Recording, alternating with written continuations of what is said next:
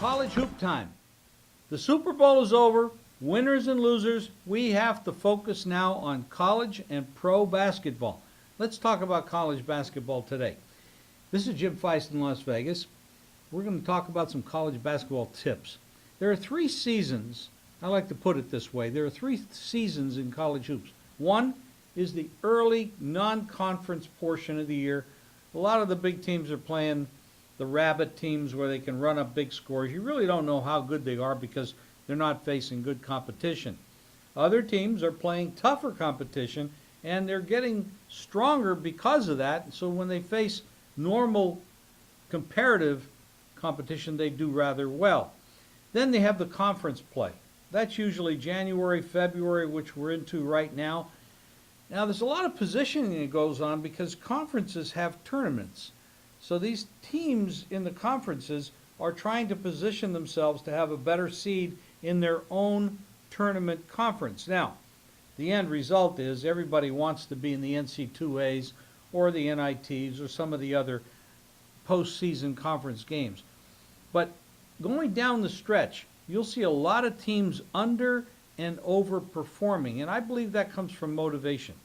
Coaches that know they need a win going up against a big school that's already got the great record and they know where they're going to be seated, they're not as focused. So you might see some upsets. You'll see some games that should be lined. If the odds makers catch on to it, you'll see a game that should be lined 13-14. It's only lined 8 or 9 because the odds maker knows that the lower seeded team or the underdog team is more motivated.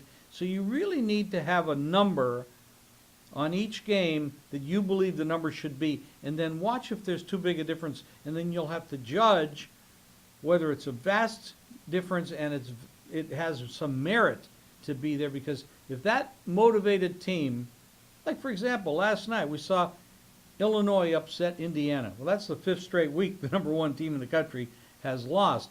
Illinois was more motivated. Indiana's a top-rated school in the country. Illinois had some rocky times. I think they've lost 8 or so games out of 11. They needed that win. They were more motivated, even though they were in the second half. I think they were down 10 or 12 points going into the second half. They came back and they won the game. Great game to watch. Great win for Illinois. You're going to see a lot of that happen right now with the positioning that goes on, getting into the tournament conferences. Not the big dance, but the tournament conferences.